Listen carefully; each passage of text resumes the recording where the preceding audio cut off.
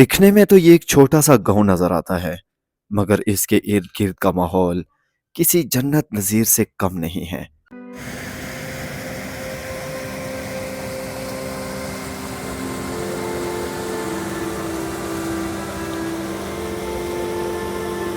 दोस्तों, इस गांव का नाम डोक कोलगरा है। अमूमन इसे गर्मियों के मौसम में ढोक के तौर पर लोग इस्तेमाल करते हैं।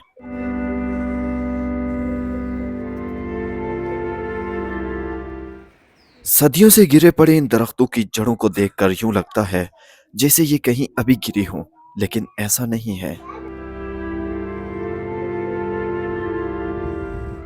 इन दीवारों को बहुत पहले वक्तों में तामीर किया गया था, लेकिन क्यों किया गया था इस बारे में हम कुछ नहीं जानते।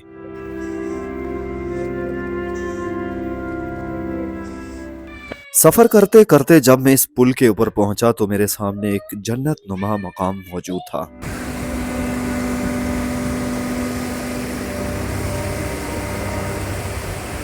दोस्तों, लकड़ी के इस बने हुए पुल के ऊपर से गुजरते वक्त मुझे बिल्कुल भी खदशा महसूस नहीं हुआ। आखिर इसके पीछे क्या वजह थी?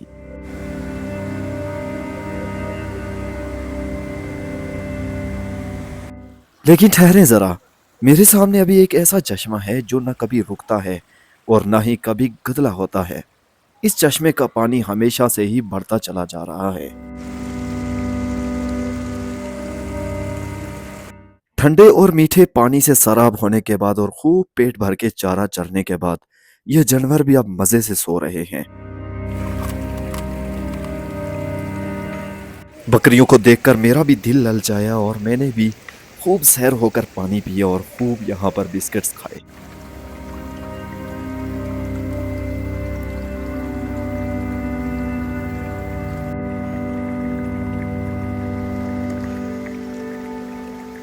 गर्मी से सताए हुए लोगों के लिए यह तो अभी शुरुआत है।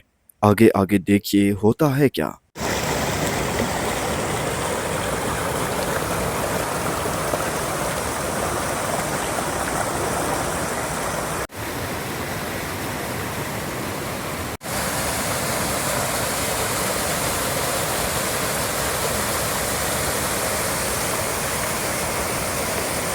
इस डॉग के साथ ही मुंसलिक अब मैं एक ऐसी जगह पर पहुंच चुका हूं जहां पर पहुंचने के बाद इंसान की तमन्ना ये होती है कि काश मैं इसी जगह पर रह सकता।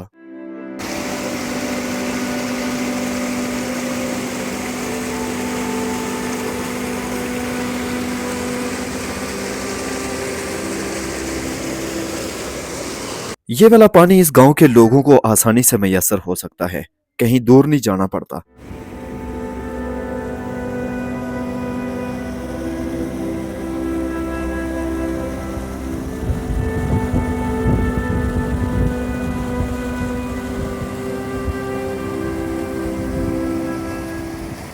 ये सिर्फ पत्थर नहीं, बल्कि कीमती हीरे और जवाहरात जैसे दिखने वाले ये खूबसूरत पत्थर बेमिसाल हैं।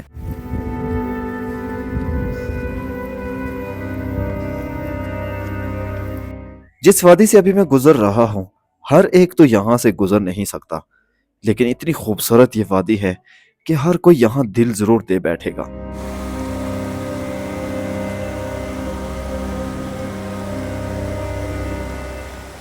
क्या है ये अजीब सा दिखने वाला? चलो पास से देखते हैं।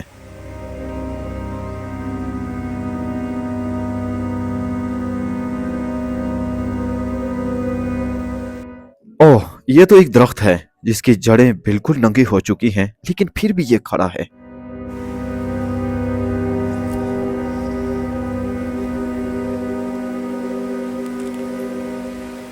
अरबों डॉलर्स कीमत रखने वाले कीमती पत्थरों का कोई हिसाब नहीं। इस वादी में जहां नजर डालेंगे आपको पत्थर ही दिखाई देंगे।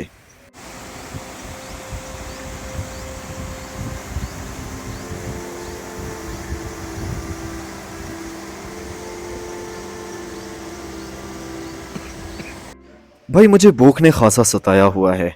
मेरे ख्याल से इससे बेहतरीन जगह अपनी भूख मिटाने की मुझे कोई और नहीं मिल पाएगी। सो यहाँ पर शायद कुछ जूस वगैरह ले लेना चाहिए।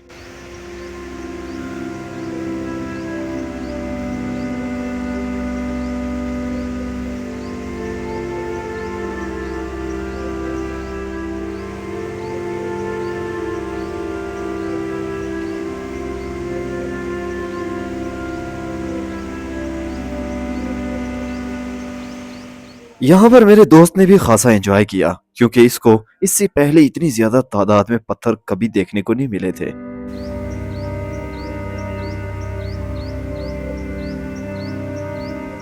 हैरत की बात थी कि हम यहाँ पर जिस तरफ नजर दौड़ाते थे, इसी तरह के बेशबहा कीमती पत्थर हमारी नजरों के सामने होते थे।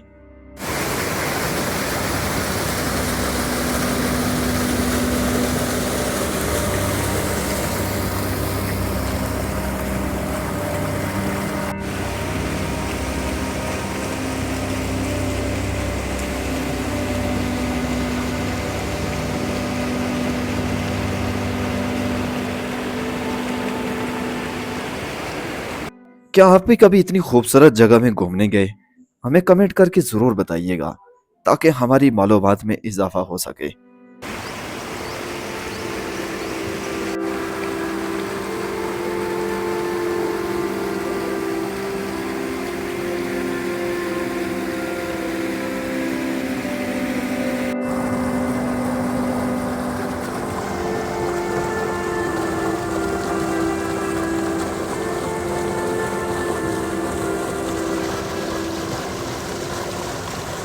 मेरे दोस्त को यहाँ आकर सिर्फ एक ही शौक था और वो था पानी के अंदर पत्थर फेंक कर पानी को उछलता हुआ देखना।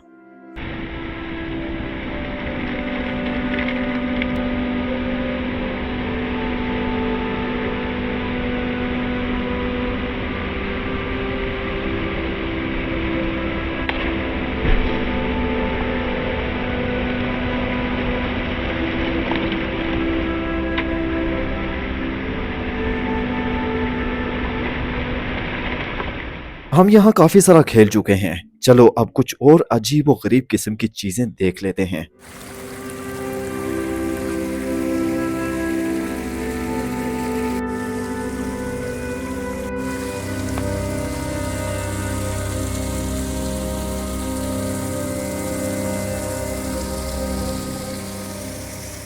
मैं बहुत सारी खूबसूरत जगहों का विजिट कर चुका हूँ, लेकिन जो मज़ा मुझे यहाँ पर आ रहा था, शायद कि इससे पहले मुझे इतना लुत्फ किसी जगह पर हासिल नहीं हो रहा था।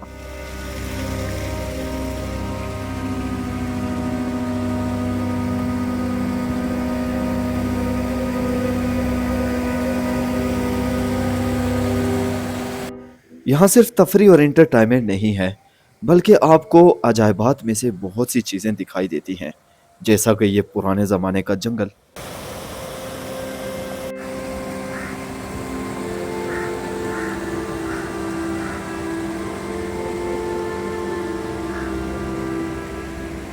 यहाँ से आप दूर दूर तक देख सकते हैं, बहुत अरसा पुराने ज़माने की गिरी हुई दरख्तों की जड़ें मौजूद हैं।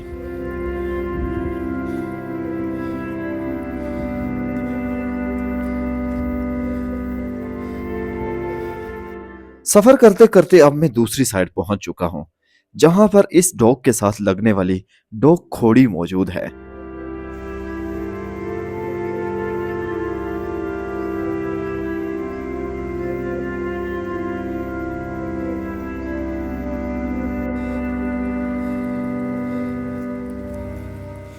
इस मकाम तक जाने के लिए रोड तो मौजूद है, लेकिन इस रोड पे गाड़ी या बाइक बिल्कुल ड्राइव नहीं हो सकती, बल्कि बाज़ औक़ात इंसान खुद भी थक जाता है। हाँ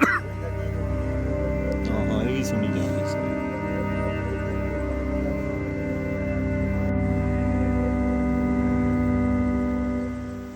डॉग खोड़ी के मनाज़र कुछ इससे भी ज़्यादा अजीब और गरीब दिखाई देते हैं। इतनी ज़्यादा वीरानी के अंदर सिर्फ एक ही घर दिखाई दे रहा है।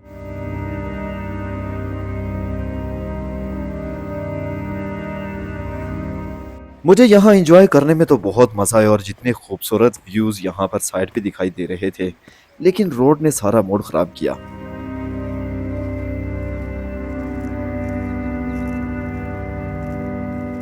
यहाँ पर मौजूद सारे का सारा रास्ता पैदल है। अगर आप चल सकते हैं तो बहुत मज़ा आएगा।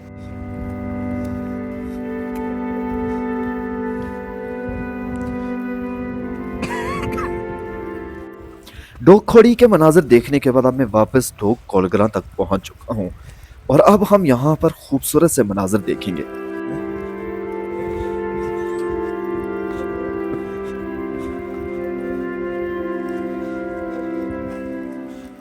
डोक कोलग्रा में बसने वाले लोग अक्सर खेती बाड़ी करते हैं। यहाँ पर आज भी आपके सामने फसलें उगाई हुई नजर आ रही होंगी।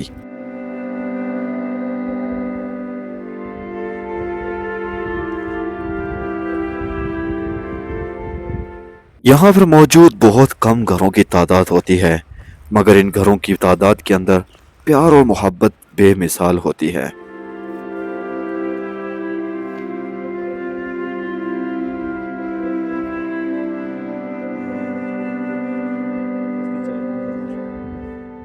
इस डॉक के अंदर बुनियादी सहूलियात जैसे दुकान वगैरह ये भी मुमकिन है। अलावा इसके और भी बहुत सारी ऐसी सहूलियात हैं जो इंसान की बुनियादी ज़रूरियात होती हैं।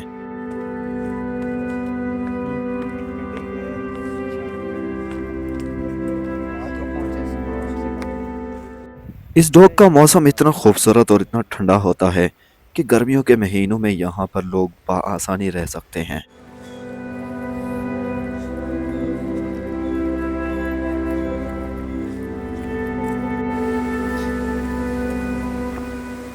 उम्मीद है मेरी आज की वीडियो आपको पसंद आई होगी।